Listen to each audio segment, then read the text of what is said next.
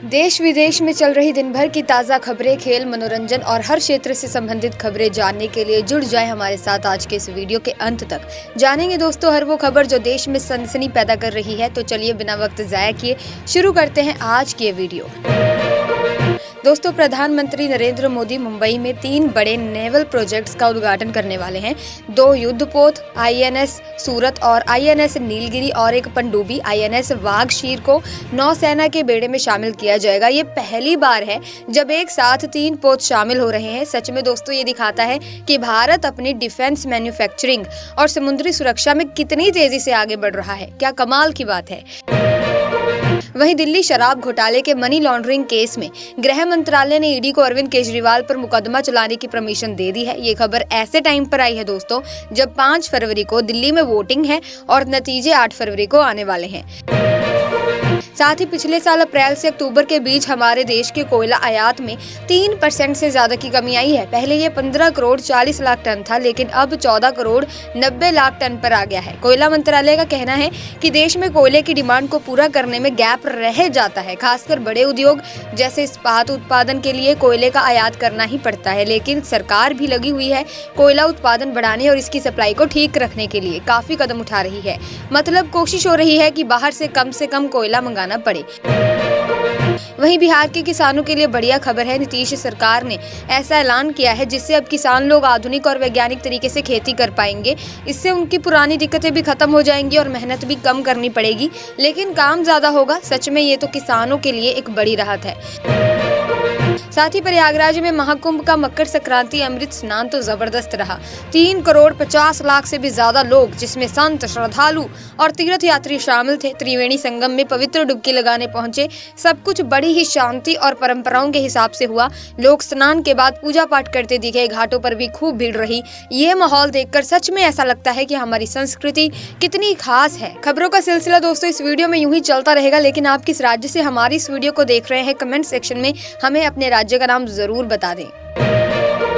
इसी के साथ पीवी सिंधु ने इंडिया ओपन में धमाल मचा दिया। उन्होंने चीनी ताइपे की शुओ युन सुंग को सीधे गेम्स में हराया। स्कोर था 21-14, 22-20। मैच नई दिल्ली के इंदिरा गांधी स्पोर्ट्स कॉम्प्लेक्स में हुआ और पुरुष सिंगल्स में किरण जॉर्ज ने भी कमाल कर दिया। उन्होंने जापान के यूशी तनाका को 21-19, 14-21, 27-25 से हराया। मैच तो बहुत ही ज्यादा तगड़ा था। वहीं पीयूष गोयल ने नई दिल्ली से वर्चुअली नेशनल हल्दी बोर्ड लॉन्च किया। उन्होंने बताया कि ये बोर्ड हल्दी किसानों को भलाई, हल्दी की बेहतरीन किस्में तैयार करने और इसके एक्सपोर्ट को बढ़ाने पर फोकस करेगा। वैसे जानकर अच्छा लगा कि हमारे देश के 20 राज्यों में हल्दी होती है और दुनिया की 70% हल्दी सिर्फ भारत में पैदा होती है। मतलब हल्दी के मामले में हम सच में सुपर पावर हैं। कांग्रेस पार्टी के हेडक्वार्टर का पता बदल गया है दोस्तों। अब वो 24 अकबर रोड नहीं बल्कि 9A कोटला रोड होगा। सोनिया गांधी ने नए दफ्तर का उद्घाटन किया। वैसे नया ऑफिस काफी बड़ा है, 6 मंजिला, और इसे इंदिरा गांधी भवन के नाम से बुलाएंगे। मतलब पूरी तरह से मॉडर्न सेटअप है। पार्टी की नई शुरुआत के लिए तैयार। साथ ही प्रधानमंत्री संग्रहालय और लाइब्रेरी सोसाइटी की पूरी काउंसिल को फिर से रीस्ट्रक्चर किया गया है और नृपेंद्र मिश्रा जो पहले पीएम के प्रिंसिपल सेक्रेटरी थे, उन्हें फिर से इस सोसाइटी का चेयरमैन बना दिया गया है। उनका टेन्योर अब और 5 साल के लिए बढ़ा दिया गया है। लगता है उनका एक्सपीरियंस और काम की वजह से उन्हें फिर से ये जिम्मेदारी दी गई है। वहीं दक्षिण कोरिया के राष्ट्रपति यून सुक येओल को गिरफ्तार कर लिया गया है। ये गिरफ्तारी उनके खिलाफ चल रहे महाभियोग केस से जुड़ी है। दक्षिण कोरियाई अधिकारियों ने 3 दिसंबर को मार्शल लॉ लगाने की कार्रवाई की थी और उसके बाद सुबह सुबह 3000 से ज्यादा पुलिस और भ्रष्टाचार विरोधी जांचकर्ता उनके घर के पास इकट्ठा हो गए थे। ये तो बड़ा ही सनसनीखेज मामला है। वहीं रिजर्व बैंक ने अपने डिप्टी गवर्नर्स के विभागों में कुछ फेरबदल किया है। दरअसल deputy governor Michael Devvrat Patra का कार्यकाल मंगलवार को खत्म हो गया था। अब जो प्रमुख मौद्रिक नीति विभाग था वो अब वरिष्ठ deputy governor M Rajeshwar Rao को सौंपा गया है। तो इस बदलाव के बाद कुछ नई जिम्मेदारियां सामने आई हैं। साथ ही मार्क के सीईओ मार्क ने एक बड़ा दावा किया है। वैसे तो हम सब स्मार्टफोन के आदी हो चुके हैं, लेकिन जकरबर्ग के मुताबिक ये दौर अब जल्द ही खत्म हो सकता है। उनका कहना है कि टेक्नोलॉजी की दुनिया में एक नई क्रांति आने वाली है। उनका मानना है कि जो स्मार्टफोन पिछले 3 दशकों से हमारी जिंदगी का हिस्सा रहे हैं वो जल्द ही स्मार्ट ग्लासेस के सामने फीके पड़ सकते हैं। यानी अब स्मार्टफोन के मुकाबले स्मार्ट ग्लासेस का जमाना आ सकता है। साथ ही रूस यूक्रेन युद्ध में केरल के एक व्यक्ति की मौत हो गई और ये व्यक्ति रूसी सेना में काम करता था। विदेश मंत्रालय ने इसकी पुष्टि की है। इसके अलावा केरल का ही एक और व्यक्ति घायल हुआ है और इसका इलाज अभी मॉस्को में हो रहा है। मंत्रालय ने कहा कि इस मुद्दे को रूस के अधिकारियों के सामने उठाया गया है और बाकी भारतीय नागरिकों की जल्दी रिहाई की मांग भी की गई है। प्रधानमंत्री नरेंद्र मोदी ने मकर संक्रांति के मौके पर महाकुंभ में पहले अमृत स्नान में शामिल होने वाले श्रद्धालुओं को बधाई दी। महाकुंभ की कुछ खास झलकियां साझा करते हुए मोदी जी ने कहा कि महाकुंभ वास्तव में भक्ति और आध्यात्मिकता का असली प्रतीक है, जहां लाखों लोग अपने धार्मिक कर्तव्य को पूरा करने के लिए एकजुट होते हैं। प्रधानमंत्री नरेंद्र मोदी महाराष्ट्र जाएंगे, जहां वो देश को 3 नए युद्धपोत INS सूरत, INS नीलगिरी और INS वाघशीर समर्पित करेंगे।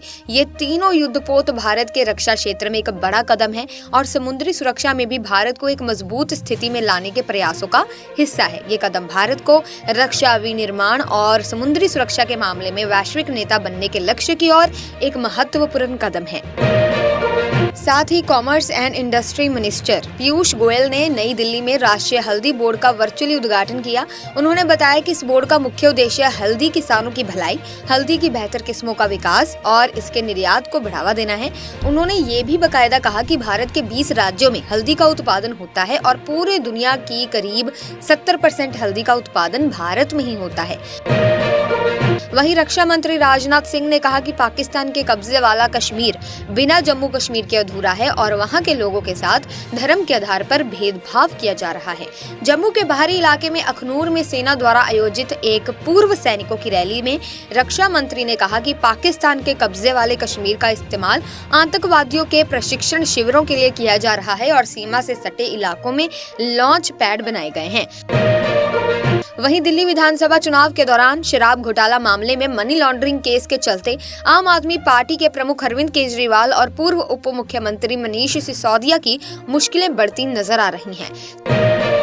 साथ ही पड़ोसी देश बांग्लादेश में हो रही राजनीतिक अस्थिरता के बीच भारत अपनी कपड़ा और परिधान उद्योग को बढ़ावा देने पर ध्यान दे रहा है। ऐसे में सरकार अगले बजट में कपड़ा मंत्रालय का बजट 10 से 15% तक बढ़ा सकती है। इसी के साथ ग्लोबल अनसर्टेनिटी और अमेरिका में ट्रंप सरकार की पॉसिबल पॉलिसीज के कारण डॉलर के मुकाबले रुपए की कीमत लगातार गिर रही है। पिछले 3 महीनों में डॉलर के मुकाबले रुपए में 3% की गिरावट आई है।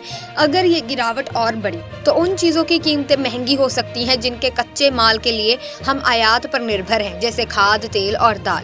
रुपए की गिरावट महंगाई को बढ़ा सकती है और हमारी अर्थव्यवस्था के विकास पर भी नकारात्मक असर डाल सकती है। इसी के साथ गाजा में युद्ध विराम के लिए जो समझौते का मसौदा तैयार किया गया था, उसे फिलिस्तीनी संगठन हमास ने मान लिया है।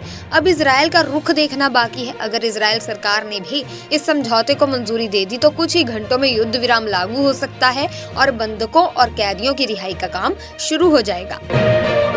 इसी के साथ हिमाचल प्रदेश में पथ परिवहन निगम के बेड़े में जल्द ही 327 ई बसें और 100 मेटाडोर मिनी बसें शामिल होने वाली हैं, जो राज्य में सार्वजनिक परिवहन को और भी ज्यादा सुलभ और पर्यावरण फ्रेंडली बनाएंगी। मुख्यमंत्री ने अधिकारियों को इन बसों की खरीद प्रक्रिया को जल्द पूरा करने के लिए निर्देश दिए हैं, ताकि इन नए वाहनों से राज्य के लोगों को बेहतर यात्रा सुविधा मिल सके। ये बसें न सिर्फ यात्री परिवहन को बेहतर बनाएंगी, बल्कि पर्यावरण पर भी सकारात्मक प्रभाव डालेगी। साथ ही 2024 में 2 पहिया वाहनों की बढ़ती मांग और उपभोक्ताओं की सकारात्मक भावना के कारण वाहनों की थोक बिक्री में 11.6% की वृद्धि हुई है। अब तक की थोक बिक्री कुल 2,54,98,763 यूनिट्स तक पहुंच गई है, जबकि 2023 में यह आंकड़ा 2,28,39,130 यूनिट्स था। Society of Indian automobile manufacturers के प्रेसिडेंट शैलेश चंद्रा ने कहा कि ऑटो उद्योग के लिए ये एक बहुत अच्छा साल रहा है। वहीं पवित्र मकर संक्रांति के मौके पर माता वैष्णो देवी के दर्शन करने का इंतजार आखिरकार खत्म हो गया। इस दिन श्री माता वैष्णो देवी श्राइन बोर्ड ने विधिवत पूजा अर्चना की और फिर मां की स्वर्ण जड़ी प्राचीन गुफा के कपाट श्रद्धालुओं के लिए खोल दिए गए। अब भक्त अपनी आस्था और श्रद्धा के साथ माता के दर्शन कर सकते हैं। वहीं बॉलीवुड अभिनेत्री कंगना रनौत की नई फिल्म इमरजेंसी इस समय खूब चर्चा में है। पहले फिल्म की रिलीज डेट को कई बार टाला गया था, लेकिन अब ये फिल्म 17 जनवरी को सिनेमा घरों में रिलीज होगी। इसी के साथ झारखंड में शराब दुकानों के लिए राज्य सरकार ने नया आदेश जारी किया है। अब सभी खुदरा शराब दुकानों को हर दिन की बिक्री और खरीद का पूरी डिटेल्स हेडक्वार्टर्स को भेजना होगा। इस कदम का उद्देश्य शराब के व्यापार में ट्रांसपेरेंसी बढ़ाना और किसी भी तरह के फ्रॉड और इनरेगुलरिटीज को रोकना है। सरकार ने यह भी कहा है कि दुकानों में होने वाली गतिविधियों की नियमित निगरानी की जाएगी ताकि नियमों का सही तरीके से पालन हो सके। सो फ्रेंड्स, आज की वीडियो में बस इतना ही। आई होप वीडियो आपको इन्फॉर्मेटिव लगी होगी। अगर हाँ तो आप इस वीडियो को लाइक करें, शेयर करें, चैनल को सब्सक्राइब करके बेल आइकन को प्रेस कर लीजिए ताकि आपको इसी तरह के वीडियोस की अपडेट मिलती रहे। हम मिलेंगे जल्दी एक नई वीडियो में, तब तक के लिए जय हिंद, जय भारत।